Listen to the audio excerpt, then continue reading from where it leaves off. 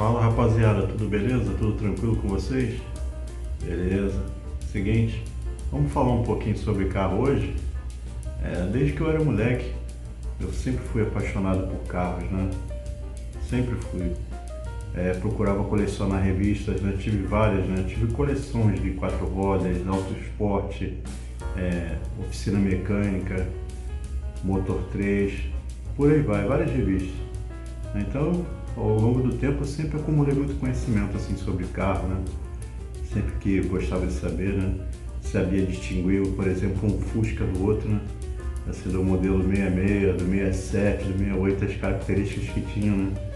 Um com motor 1200 6 volts, outro já com motor 1200 12 volts, depois 1300, aí depois veio o Fuscão 1500, a janela do 66 era um, a do 67 era outra, da traseira, e por aí vai, né? Muitas coisas aí que a gente foi acumulando ao longo do tempo. Mas o amigo aí que está me assistindo, que às vezes pode ser bem mais novo que eu, sabe de muitas coisas aí de carro? Tem interesse nisso? Então vamos ver algumas curiosidades dos carros que existiam antigamente, né? E que às vezes muitos desses modelos você nem sabia que existia, né? Então, que tal começarmos agora pelo Fissore? Você já ouviu falar desse carro? Construído pela DKV Vemag brasileira, o Fissore foi um dos carros mais modernos dos anos 60. Ele foi feito sobre a plataforma do Vemag Belka. Como os demais Vemag da época, ele tinha motor 2 tempos e 3 cilindros, e sua produção foi de 1964 a 1967. E agora, já que estamos falando da DKV Vemag, que tal conhecermos outro veículo produzido pela essa empresa que a maioria de vocês nunca deve ter visto? E os que já viram devem pensar que se tratar de um carro fora de série, mas não é, era um carro de série. Estou falando do Jeep Candango. O DKV Vemag Candango recebeu esse nome em homenagem aos funcionários que trabalharam nas obras de Brasília, que eram apelidados de Candango. Ele era feito aqui sob licença da DKV alemã. Com mecânica 2 tempos e 3 cilindros, ele foi feito de 1958 a 1963, pois encarou forte concorrência do Jeep Willys. E agora nós vamos falar de peruas, mas não da Vemaguete, da perua Cinca Jangada. Você já ouviu falar dessa? Acho que não, não é mesmo? Ela pode ser considerada a primeira station wagon nacional, com 4 portas, que não fez muito sucesso na época. Ela era derivada do Cinca Chambó. Vamos ver. A perua Cinca Chambó Jangada foi a primeira de grande porte fabricada no Brasil a partir de 1962. Ela era uma versão tropicalizada da Cinca Vedette Marly francesa. Podia acomodar facilmente 6 adultos e 2 crianças, em bancos escamoteáveis na traseira. E o Willys Interlagos? Você sabe o que é? Já ouviu falar desse carro? Foi um grande esportivo que fez muito sucesso no Brasil nos anos 60. Aposto que muitos devem ter pensado, isso é só um carro fora de série. Na verdade, ele tinha um pouco mesmo de fora de série, uma vez que ele era feito em fibra de vidro. Que carro bonito, meus amigos!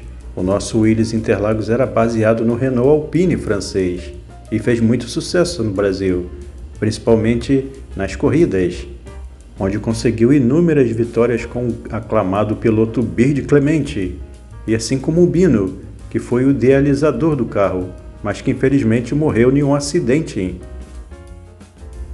E agora vamos dar um pequeno salto aos anos 70, mais precisamente em 1970. Foi nesse ano que a Volkswagen lançou o Karmann Ghia TC. Você se lembra desse carro? Ele era inspirado no Porsche 911. Muito curioso, não? O Karmann Ghia TC Touring Coupé surgiu em agosto de 1970 como uma tentativa ousada da Volkswagen brasileira de criar um modelo com linhas esportivas baseada no Porsche 911.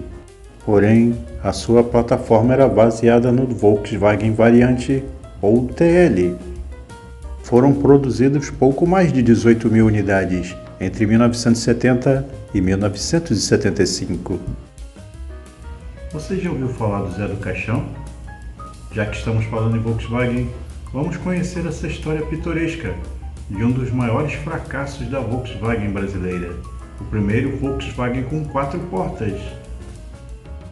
Derivado de um protótipo alemão do início dos anos 60, o Volkswagen 1600 4 portas nasceu em 1968 para rivalizar com o Opala, recém-lançado, e o Corcel da Ford.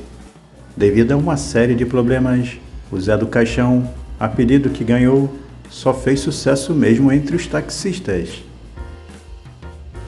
Agora convido os amigos a embarcarem comigo até os anos 80, a conhecer a primeira perua da Fiat no Brasil, a Panorama. Eu duvido que vocês se lembrem dela. Derivada do Fiat 147, a Fiat Panorama, a perua da linha, nasceu em 1980, já estreando a nova frente do modelo Europa. A perua da Fiat sempre teve vendas modestas e terminou sua produção em 1986, sendo substituída pela Elba, a perua da linha Uno. Já que estamos falando em peruas, vamos falar de uma da Ford, a Scala. Ué, você não se lembra dessa também não? Então vou mostrar para vocês. Não, ela não é a Belina, é a Ford Del Rey Scala. A Ford Del Rey Scala tinha um visual inspirado nas peruas norte-americanas e equipamentos para agradar a todos os públicos. Porém, já no final da sua linha, ela passou a se chamar Belina, agora fazendo parte da gama Del Rey.